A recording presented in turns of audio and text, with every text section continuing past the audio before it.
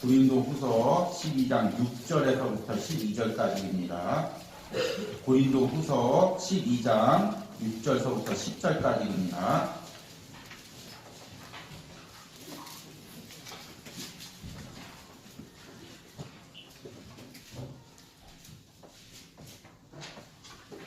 제가 먼저 읽고 여러분들 읽고 교독으로 읽겠습니다. 내가 만일 자랑하고자 하여도 어리석은 자가 되지 아니할 것은 내가 참말을 함이라. 그러나 누가 나를 보는 바와 같이 바와 내게 듣는 바에 지나치게 생각할까 두려워하여 그만두노라.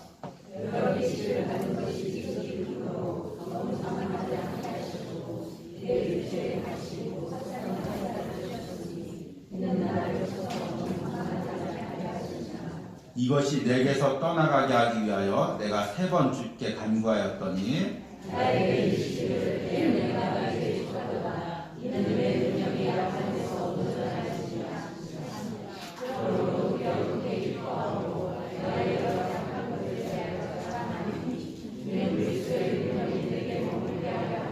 같이 읽겠습니다. 그러므로 내가 그리스도를 위하여 약한 것들과 능욕과 궁핍과 박해와 공고를 기뻐하노니 이는 내가 약한 그때 강함이니라. 아멘. 10절 말씀 한번 같이 더 읽겠습니다. 그러므로 내가 그리스도를 위하여 약한 것들과 능욕과 궁핍과 박해와 공고를 기뻐하노니 이는 내가 약할 그때 강함이니라. 아멘. 우리 12월 달에는 올 한 해 우리 생명의 삶 말씀을 통하여 묵상하면서 은혜 받은 부분들을 제가 좀 제 개인적으로 특히 많이 은혜 받은 부분들을 성경별로 이제 이렇게 이야기하고 있습니다. 그래서 이제 지난주에 고린도전서 말씀을 전했고 이제 이번 주에 고린도후서 말씀을 전하려고 합니다.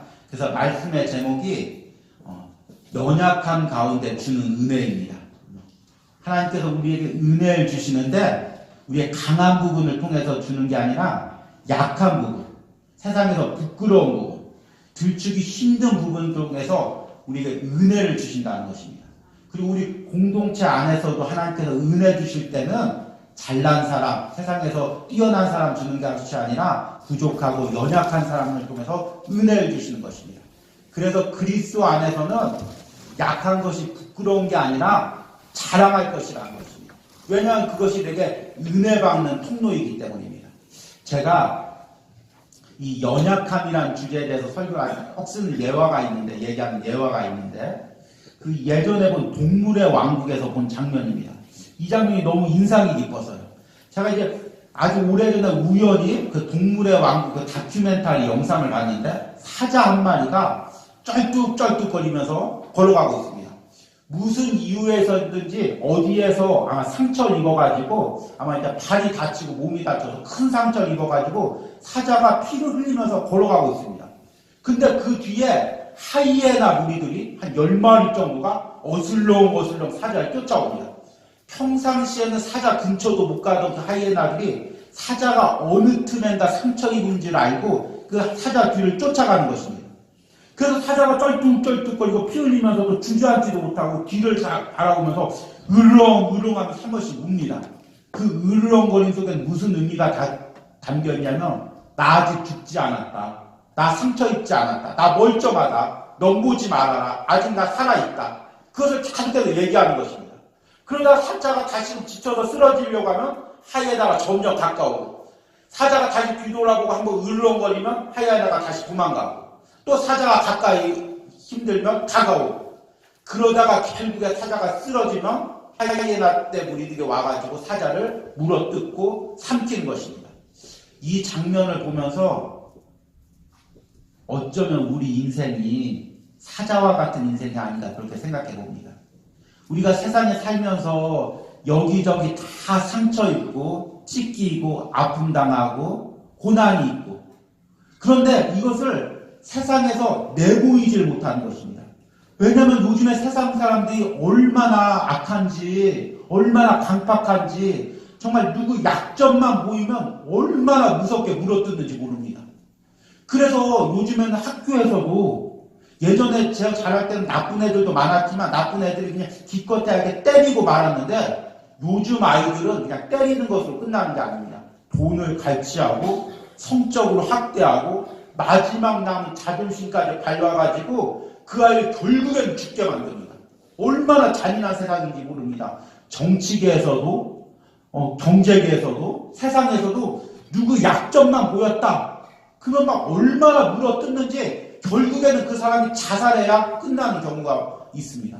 그러니까 상처 입고 아파도 이 아픈 부분을 어디다가 보여줄 수가 없습니다. 나 이렇게 상처 입었어. 우리 가정에 이런 아픔이 있어. 내 삶에 이런 아픔이 있어. 그러면 그걸 가지고 하이에나처럼 물어뜯으니까 아무렇지도 않은 척, 멀쩡한 척. 그렇게 우리가 하루하루를 터벅터벅 걸어가고 있는 것이 바로 우리의 인생의 모습인 것입니다. 여러분, 가정이란 뭐냐면, 가정이 왜 소중하냐면, 세상에서 그렇게 우리가 상처 입은 모습을 감추고 숨기고 살아도, 가정에 가면 내 마음을 열어놓을 곳이 있으면, 그냥 온몸을 다 벗고, 나 여기 이렇게 상처 입었어. 여보, 나 여기 이렇게 상처 입었어. 아빠, 나 여기가 이렇게 아파. 엄마, 나 여기가 이렇게 학교에서 상처 입었어. 그렇게 내보이고 치유할 수 있는 곳이 어디냐면 가정인 것입니다. 그래서 사회에서 가정이 무너지면 사회가 무너지는 것입니다. 그런데 그 가정적인 역할을 또 어디가 감당하냐면 교회가 감당하는 것입니다. 영적인 가정의 역할을 교회가 감당하는 것입니다. 여러분이 세상에서 다 상처 입히고 찢기고 혹시 누가 내 상처를 건들까봐 꽁꽁 감싸매고 살았다가도 교회에 오면 그걸 다 벗어던지고 예수님 앞에 벌거벗은 나와서 예수님, 나 세상에서 이렇게 상처받았습니다.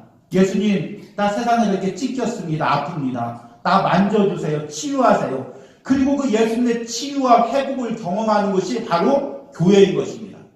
여러분이 고을 모임할 때 또 각 나눔을 할 때 그것이 소중한 이유는 뭐냐면 정말 고을 모임에서는 여러분 기도 모임에서는 정말 사랑하는 사람들 교회에서는 나의 약한 모습을 다 열어놓고 정말 집사님, 권사님 내가 세상에서 이런 상처가 있습니다. 우리 가정에 이런 아픔이 있습니다.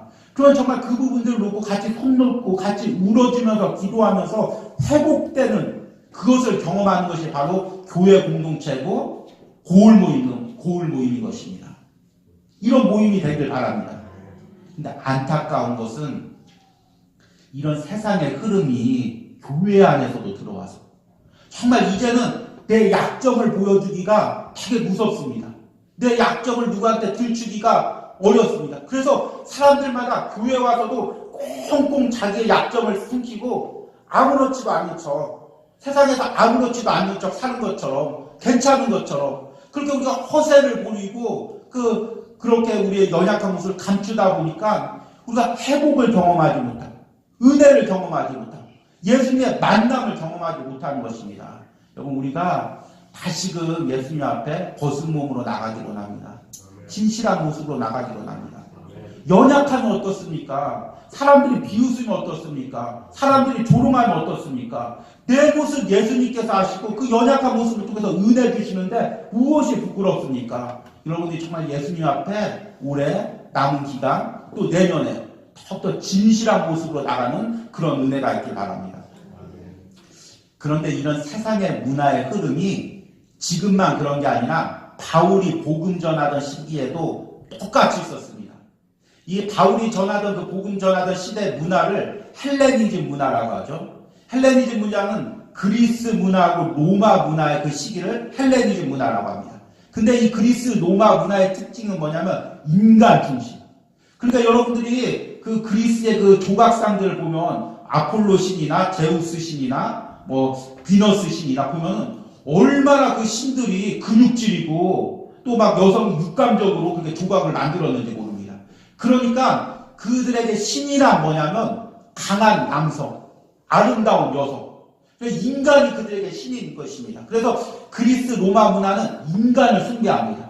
그래서 강한 남성, 강한 사람, 뛰어난 운동력, 권력 있는 사람, 전쟁에 승리한 장군, 그런 사람들 신처럼 숭배하는 것이 그리스 문화인 것입니다.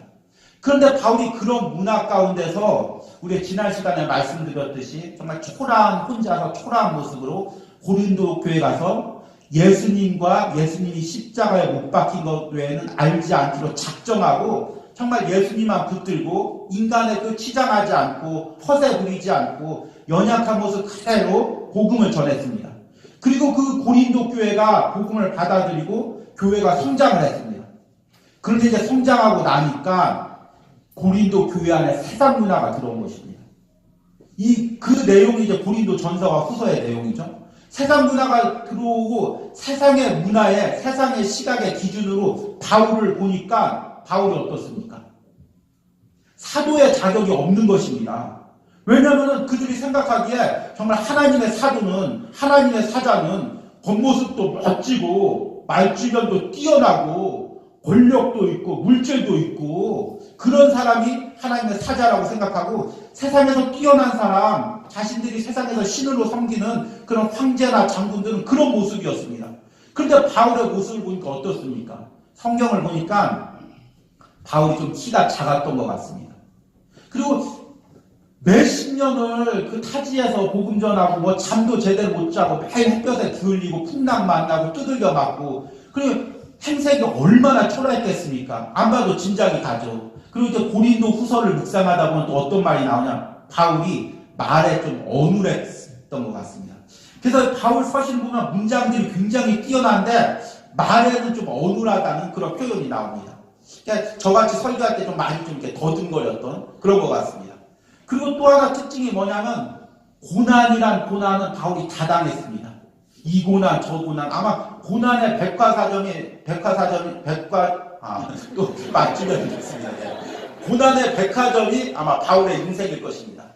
뭐 몇 대 맞고 뭐 몇 번 버림을 당하고 풍랑을 만나고 그냥 죽은 줄 매를 맞다가 어느 정도 한두 대 맞는 게 아니라 매를 맞다가 그냥 바울이 그냥 쓰러져 버렸습니다. 바울이 이렇게 사람 성도들이 보니까 얼마나 두들겨 맞았는지 사람이 죽은 것 같습니다. 그러니까 성 밖으로 갔다 이 사람 죽었냐고 성 밖으로 던져버립니다. 그러면 나중에 바울이 정신을 차리고 살았네 하고 일어나 가지고 또다시 복음을 전합니다. 그리고 얼마나 많은 고난과 매맞음과 그걸 당했습니까? 그러니까 고린도 교인들이 야 하나님의 사도가 아니다. 하나님의 사도면 형통하고 항상 복을 누리고 그래야지 맨날 이렇게 매맞고 고난당하고 아픔당하냐. 그러니까 바울은 사도 자격이 없다. 우리가 바울을 따를 필요가 없다. 그 내용이 이제 고린도 전서와 후서 사이에 그 고린도 교인들에게 팽배했던 그런 사상인 것입니다. 그럼 바울이 내가 하나님의 사도이다. 그걸 증명해야 돼. 그렇죠? 그걸 증명하는 게 바로 고린도 후서입니다. 그러니까 어떻게 증명할까요? 하나님의 사도인 거. 내가 하나님의 사도인 걸 어떻게 증명할까요? 야, 바울 사도가 아닌 것 같아. 외모도 그냥 초라하고 말주변도 맨날 고난당하고 저 하나님의 사도이면 그런 일이 없어. 막 주변에서 쑥덕쑥덕하면서 바울을 비난하고 조롱합니다. 바울이 어떻게 내가 하나님의 사도인 걸 증명할까요? 오늘 말씀해 보니까 고린도 후서 말씀이 뭐냐면 바울이 뭘 얘기하냐면 자신의 연약함을 이야기하는 것입니다. 세상 사람들이 지금 하이에나처럼 바울의 약점만 물어뜯고 있는데 바울이 그 약점을 감추는 게 아니라 야 나 그렇지 않아 나 멀쩡해 나 괜찮아 그게 아니라 오히려 자신의 약점을 열어 보이는 것입니다. 그래 나 이렇게 연약하다 그래 나 이렇게 부족하다. 그런데 그 연약한 가운데 하나님이 내게 은혜 베푸셨다. 내가 사도인 증거가 뭐냐? 내 연약함이고 그 연약한 가운데 받은 은혜가 바로 사도의 증거다. 바울이 이렇게 이야기하는 것입니다. 오늘 우리 한번 말씀 한번 보시겠습니다. 고린도후서 1장 4절 말씀입니다.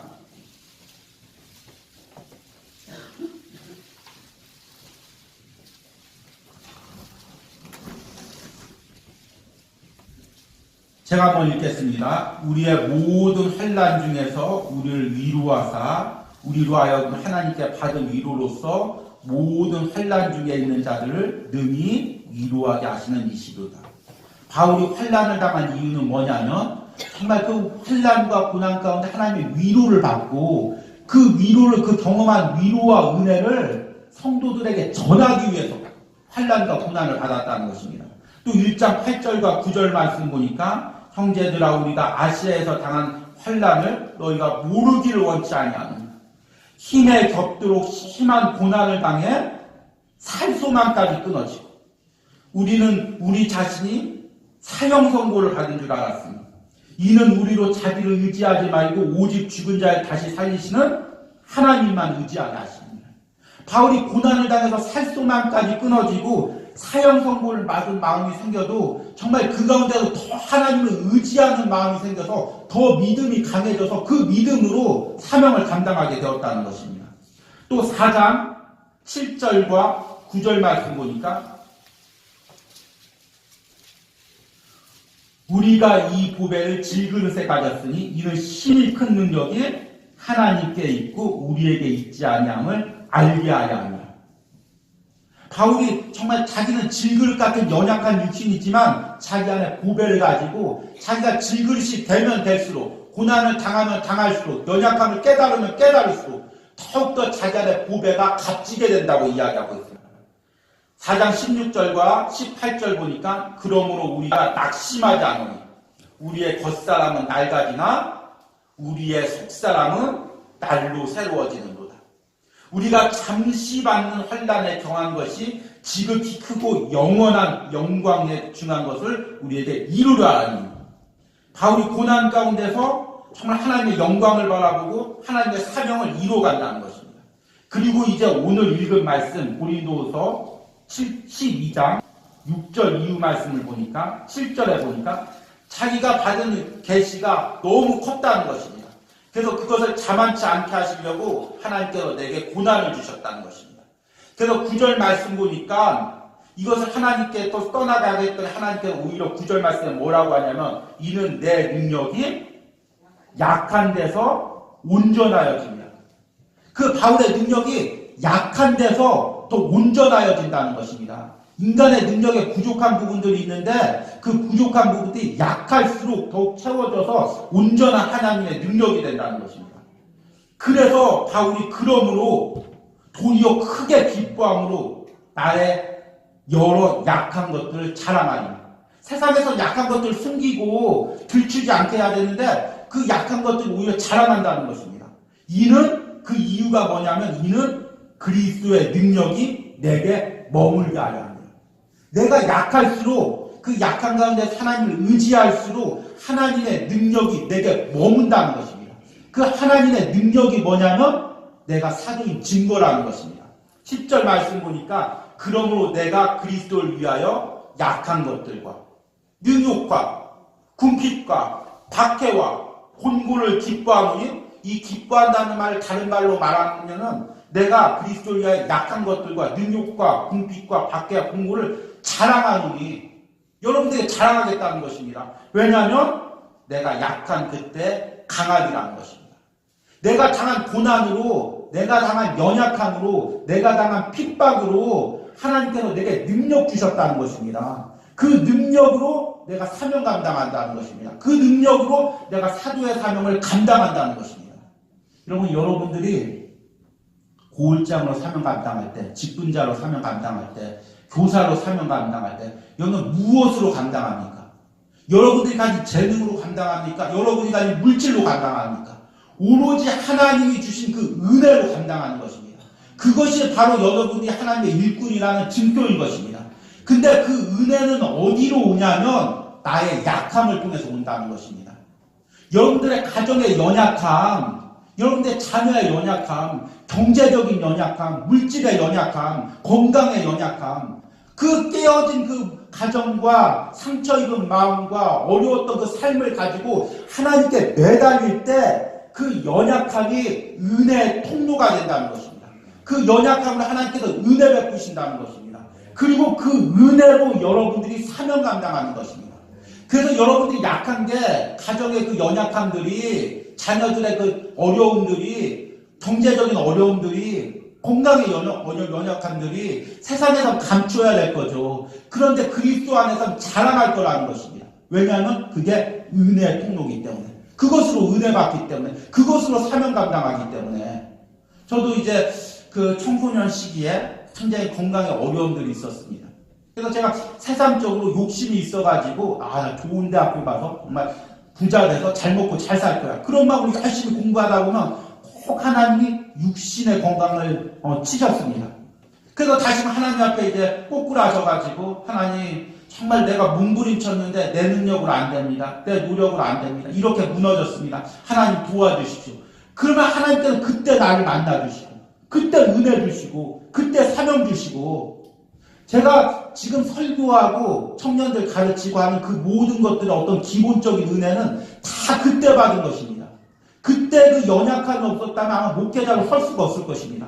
말씀을 전하려고 해도 아마 전할 거리가 없었을 것입니다. 그냥 신학교에서 배운 학문적인 것만 전했을 것입니다. 그런데 그 연약함 가운데 받은 은혜가 있기 때문에 그 은혜로 지금도 사명 감당하는 것입니다. 그렇기 때문에 저의 그 연약함은 여러분들에게 숨길 것이 아니라 자랑해야 될 것입니다. 내가 목회자라는 증거가 뭐냐? 신학교 나왔고 졸업장 있고 성적 증명서 있고 그걸 보여줄 게 아니라 정말 고난 가운데 연약한 가운데 만난 그 은혜를 간증하며 그 은혜로 제가 여기까지 서 있는 것입니다. 여기 그 은혜를 사모하시기 바랍니다. 숨기지 마시기 바랍니다. 두려워하지 마시기 바랍니다. 그 연약한 은혜를 깨어진 마음을, 깨어진 가정사를 가지고, 깨어진 자녀들의 문제를 가지고, 깨어진 마음의 상처를 가지고 주님 앞에 나오시기 바랍니다. 그리고 주님과 만나는 은혜가 있길 바랍니다. 우리 이제 이 말씀은, 이 고린도 후서 말씀은 제가 3, 4월 달에 이제 묵상하면서 참 우리 청년부가 그 시기만 해도 아직 이제 많이 어려운 시기였고, 그리고 이제 소그룹을 처음으로 올해 그동안 숫자가 너무 적고 어떻게 형성이 안 돼서 많이 고심하다 몇 번 시도하다가 실패하다가 처음 소그룹을 올해 처음 만들어서 소그룹별로 이제 나눔의 시간들을 가졌는데 그 나눔의 시간도 이제 굉장히 이제 뭐 한 2, 30분 한 주에 그것도 한 달에 한 번 굉장히 짧게 할 수 있는 시간이었습니다. 그래서 소그룹 나눔이 청년들 훈련이 안 돼 있으니까 그 마음을 열지 못하는 것입니다. 이런 나눔을 안 가져봤기 때문에. 그런데 제가 정말 어떻게 이들을 소그룹으로 인도할까 고민하다 고린도 후서 말씀을 묵상하다가 다시금 확신을 가졌습니다. 하나님 우리의 연약한 가운데 은혜 주신다. 그래서 정말 청년들에게 강하게 선포했습니다. 정말 주일 예배 드리고 어른 예배 대예배 드리고 청년부 모임 가운데 소그룹에 들어가서 정말 자신의 연약함을 나누고 기도하면 그 영혼을 하나님이 반드시 변화시켜 주신다. 확신을 가지고 말씀을 전했습니다. 근데 이제 지난주에 우리 이제 소그룹별로 이제 은혜 나누는 한 해 동안 어떻게 은혜 베풀었는지 나누는 시간이 있었습니다. 그런데 그 얘기를 청년들이 나누는 것입니다. 목사님이 그 얘기를 할 때 정말 그 변화된다고 얘기할 때 의심이 들었다. 내가 정말 변화될까? 옆에 지자가 변화될까? 그런데 정말 1년 동안 소그룹 가운데 나누고 연약함을 나누면서 기도하면서 내가 변화되고 지자가 변화되는 걸 우리가 체험했다. 그리고 또 한 지자가 이렇게 나누는 것입니다. 정말 하나님께서 예배와 모임을 통해서 나눔과 기도를 통해서 사람을 변화시켜가는 게 하나님의 섭리인 게 맞다. 그것을 고백하는 것입니다. 여러분 정말 우리가 이런 은혜가 단순히 청년부 소그룹뿐만 아니라 우리 고울 모임 가운데 있길 바랍니다. 여러분의 기관들 가운데 있길 원합니다. 정말 우리가 서로의 연약함을 위해서 기도해주고 연약함을 품을 수 있는 그런 공동체가 되길 바랍니다. 하나님께서 구약 성경에 보면 이스라엘 백성들은 언제 축복하냐면 이건 굉장히 중요한 말씀입니다. 자, 청년부 설교할 때 이건 굉장히 중요한 말씀입니다. 한 10번 합니다. 그래서 이제 별로 가치가 없어졌는데 오후 예배 때는 처음 하는 것입니다. 이건 정말 중요한 말씀입니다. 예. 하나님께서 구약 시대 때 이스라엘 백성들 축복할 때 언제 축복하냐면 이스라엘 백성들이 고아와 과부와 나그네를 돌볼 때 축복합니다. 이 나그네에 뭐가 들어가냐면 때로는 내위인이 들어가기도 합니다. 이 특징이 뭐냐? 고아, 과부, 나그네, 내위인. 이 4명의 특징이 뭘까요? 세상에서 기업이 없다는 것입니다. 먹고 살 게 없다는 것입니다. 세상에서 핍박받는 사람들이라는 것입니다. 그런데 이스라엘 백성들이 이들을 품으면 하나님께서 이 이스라엘 공동체를 부흥시켜 주십니다. 축복해 주십니다. 반대로 하나님께서 구약 성경에서 가장 분노하시고 화내시는 게 뭐냐면 고아와 가부와 나그네를 멸시하면 내가 너희에게 저주를 부으리라 이야기하고 있습니다. 정말 연약한 영혼들을 멸시하면 하나님께서 그들을 가만두지 않습니다. 그러니까 하나님께서 공동체를 부흥시킬 때는 정말 그 공동체가 연약한 영혼을 어떻게 품을 수 있는지 그 마음의 중심을 보시는 것입니다. 정말 그 연약한 사람들이 그 연약함을 나눌 때 같이 울어주기가 돼 있는지, 그 연약함을 이야기할 때 같이 기도해줄 준비가 돼 있는지, 그 연약함을 고백하고 기도할 때 한 마음으로 공동체 하나가 되어서 그 연약함을 품고 기도할 준비가 돼 있는지, 그렇게 준비되어 있는 공동체 가운데 하나님께서 부흥시켜 주신다는 것입니다. 정말 우리 교회가 한 해 동안 정말 연약한 영혼들 많이 전도했고, 기적적인 역사로 지금 50여 명이 넘는 하나님의 그 영혼들을 불러주셨습니다.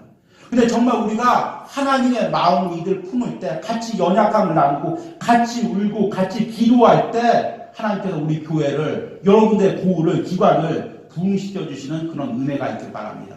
정말 내년에 그런 은혜가 있길 기도하시기 바랍니다. 하나님, 우리가 전도에 힘쓰고 그 전도로 온 연약한 영혼들을 하나님의 마음으로 품을 수 있는 교회가 되게 하여 주시옵소서. 고울이 되게 하여 주시옵소서. 유치부가, 유초등부가, 중고등부가, 청년부가 되게 하여 주시옵소서. 남전도와 여전도회가 되게 하여 주시옵소서. 그렇게 기도하는 은혜가 있길 바랍니다. 우리 이 시간에 좀 청년부가 나와서 찬양 준비할 때 동안 우리 잠깐 좀 기도하기 원합니다. 하나님 아버지, 바울이 자신의 연약함을 자랑합니다. 세상 사람들은 하이에나처럼 그 연약함을 물어뜯으려고 하지만 바울은 조금도 부끄러움 없이 그 연약함을 가지고 하나님 앞에 나옵니다. 하나님께서 그 연약함을 항상 만져주시고 그 연약함을 통해서 은혜 주실 줄 믿기에 그 연약함을 가지고 나갑니다. 하나님, 우리의 연약함 가운데 은혜 베풀어 주시옵소서. 사랑하는